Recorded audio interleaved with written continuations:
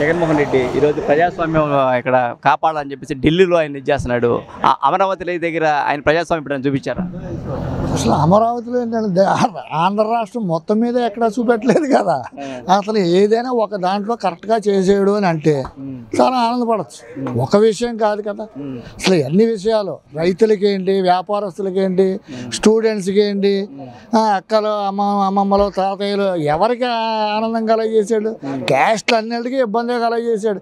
SC ఎస్టీల్లో వాళ్ళకి ఇంకా చాలా బాధ కలగజేసాడు. బీసీలు తొక్కేశాడు. ఎంత దారుణం ఇతను చేసింది. అరాచకం ఎంత అంత కాదు. సొంత చిన్నాలను చంపేసి ఎప్పుడైనా ఢిల్లీలో మాట్లాడగలిగాడా? ఎప్పుడు కేసుల గురించి వెళ్ళగలిగాడు. ఇప్పుడు కూడా కేసుల గురించే, ఇండైరెక్ట్గా ఆ కేసుల గురించే వెళ్ళాడు. ఎటు చేయండి కానీ బాగోదు అని చెప్పేసి ఇప్పుడు ప్రజాస్వామ్యాన్ని కాపాడుతానని అక్కడ ఏదో సెంటర్లో నిలబడి గుర్తుకొచ్చింది. ఇంటికి డోర్ డెలివరీ చేసినప్పుడు చంపేసిన వాళ్ళందరినీ ఎంతమందినో. అసలు ఈ ఎవరు సుధాకర్ గారు డాక్టర్, చాలా బ్రహ్మాండమైన డాక్టర్. ఆయన మెచ్చుకొని వాడు అంటూ లేడు. చచ్చిపోయాడు కదా అని కాదు, ఆయన డాక్టర్ వృత్తిలో అంత బ్రహ్మాండమైన వాడు. ఆయన్నే చాలా దారుణం మాస్క్ అడిగాడని రోడ్డు మీద పిచ్చివాడిని చేసి పిచ్చి ఇంజక్షన్ చేసి చంపేసి అబ్దుల్ సలాం ఇలా ఒకటి కాదు. అలాగే సుబ్రహ్మణ్యం డ్రైవరు ఇంటికి డోర్ డెలివరీ చేశాడు. ఇన్ని చేసినా ఈవేళ 36 హత్యలు జరిగిపోయని చెప్పి ఢిల్లీలో ఊరేగుతుంటే ఉపయోగం ఏంటి? అతను ఉండగా ఎన్ని హత్యలు జరిగాయి? ఇప్పుడు పార్టీ హత్యలా కాదా అనేది కూడా మాట్లాడాలి కదా. ప్రతిదీ పార్టీకి వేసేస్తే వాళ్ళ నాన్న పోయినప్పుడు ఏం చేశాడు? 5,000 మందిని అన్నాడు, చూడడానికి బయలుదేరాడు, అందరిని ఎత్తిని చేయెట్టాడు. 5 ఏళ్ళు అందరినీ ముంచేశాడు. ఇప్పుడు మళ్ళీ ఏంటంటే చావు రాజకీయాలకు తప్ప అతనికి మామూలుగా అతను కరెక్ట్గా ఉంటే ఈ 4 కిలోమీటర్లు రోజు పూల రథం మీద తీసుకెళ్ళేవారు రైతులు. ఈ అమరావతిని నిలబెట్టుంటే రోజు రైతులు ఆయన ఇంటి దగ్గర నుంచి పూల రథం మీద తీసుకెళ్ళేవారు. డేరాలు కట్టుకు బతకడం ఏంటండి అసలు ఆ బతుకు బతికే. ఇంతవరకు ఏ మినిస్టర్ అలాంటివి చేయలేదు. ఏ చీఫ్ మినిస్టర్. నేను జలగం వెంకటరావు లాగా అయితే చూశాను నేను. ఈడేంటిది చిచ్చి రాష్ట్రం పరువు తీసేసాడు. ఈవేళ ఏదో ఓ లైన్లో పెడుతున్నారు. నిన్నే బడ్జెట్లో ఇంతవరకు డైరెక్ట్గా బడ్జెట్లో ఇవ్వనివి 50,000 కోట్లు ఇచ్చారు. 15,000 కోట్లు దీనికి. మిగతా వాటి అన్నిటికీ రాష్ట్రం మొత్తం మీద దీనికి అంటే స్టీల్ ప్లాంట్కి ఇలా మొత్తం అన్నిటికీ ఇచ్చుకుంటూ ఎయిమ్స్కి అన్నిటికీ ఇచ్చుకుంటూ వచ్చారు. ఇవన్నీ ఎప్పుడు అంతకుముందు 5 ఏళ్ళు పరిపాలనలో కూడా ఇలా ఎప్పుడు మీటింగ్లో అదే బడ్జెట్ మీటింగ్లో అనౌన్స్ చేయడం కానీ ఇవ్వడం కానీ జరగలేదు. ఎప్పుడు ఇంతకుముందు బీజేపీ టీడీపీ కలిసి ఉన్నప్పుడు కూడా జరగలే. ఈవేళ చేశారు అంటే కనుక చంద్రబాబు నాయుడు వాల్యూ ఏంటనేది వాళ్ళు గ్రహించారు.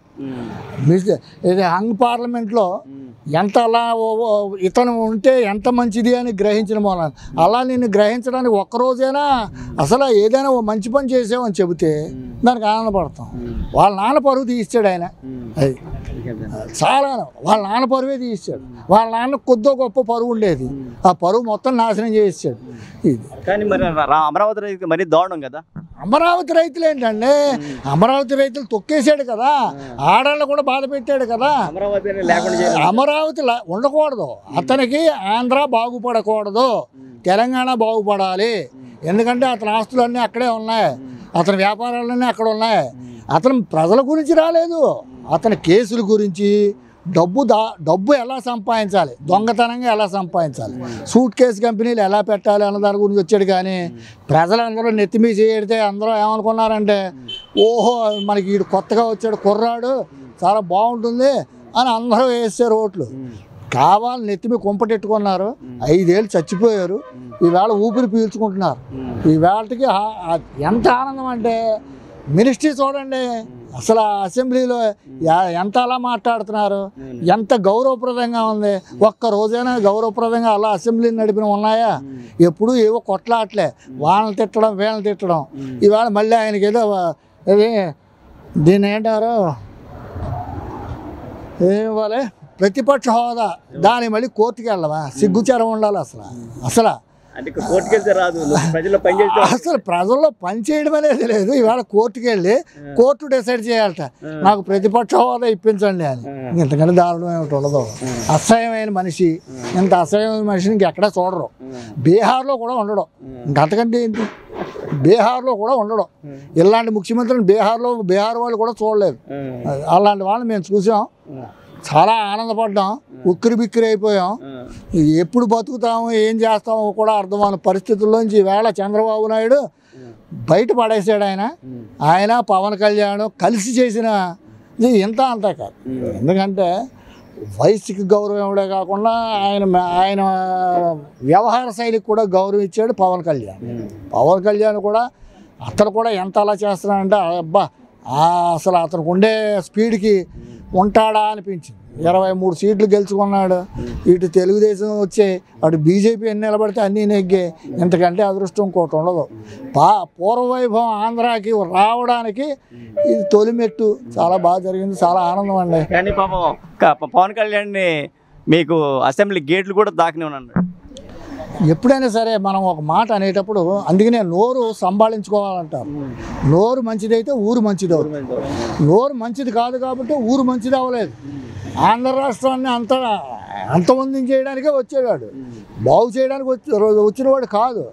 ఇంకా అందువల్ల ఏమైంది, అతన్నే చేయనివ్వకుండా చేసారు. ఆఖరికి లోపలికి ఫోన్ చేసి కారులో లోపలికి వచ్చేదాకా మాట్లాడుకుని రావాల్సి వచ్చింది. మరి అదే కదా, చెయ్యి వేయనివ్వాలని అన్నాడు, చీ కొట్టారు. అంతే. చంద్రబాబు నాయుడు ఆయన పెద్ద ఆయన అందరితో ఏంటంటే కనుక గొడవ పెట్టుకునే మెంటాలిటీ కాదు, మంచి చేసుకుంటూ పోవాలి, రాష్ట్రానికి ఉపయోగపడాలి. అతను రాష్ట్రానికి ఉపయోగపడాలని అనుకున్నాడు కాబట్టి నిన్న సెక్షన్స్లో బడ్జెట్ మీటింగ్లో మనకు అలా కేటాయింపడ్డాయి. చాలా బ్రహ్మాండంగా, చాలా హాయిగా ఉందండి. దేవుడి దయ వల్ల ఈ 5 ఏళ్ళు ఇలా చేసి అభివృద్ధి బాటలో నడిపిస్తే ఈ అమరావతి రైతులు కూడా ఊపిరి పీల్చుకుంటారు. ఇప్పటికి వీళ్ళకి ఏంటంటే కనుక వీళ్ళకి కావాల్సిన ఫ్లాట్స్ అవన్నీ ఎవరికి వాళ్ళకి ఇచ్చి, ఇంకో వాళ్ళకి మన కౌళ్ళు అవి చాలా లేట్ చేయడం ఇవన్నీ జరిగాయి. అది కూడా ఇంకో 5 ఏళ్ళు పెంచితే ఈయన ఉన్నంతకాలం లేదు, ఇంకో 2-3 ఏళ్ళైనా పెంచి ఈ కౌళ్ళు అవన్నీ సరిగ్గా ఇస్తూ. ఎందుకంటే ఇక్కడ ఎవరు చౌదరీస్ లేరండి, ఇవన్నీ కమ్మరాజ్యం అన్నాడు. చాలా పొరపాటు. ఇక్కడ ఎస్సీలు బీసీలు ఎంతమంది, మిగతా క్యాస్ట్ వాళ్ళు ఎంతమంది ఉన్నారు. మామూలు చౌదరీస్ని వేళ మీద ఎక్కట్టచ్చు. అలాంటి ఏరియాని పట్టుకుని కమ్మరాజ్యం అన్నాడు. వాళ్ళ ఏ రాజ్యం ఇప్పుడు అర్థమైంది, రెడ్డి రాజ్యం కూలింది. మామూలుగా ప్రజారాజ్యం వచ్చింది, రెడ్డి రాజ్యం కూలి ప్రజారాజ్యం వచ్చింది.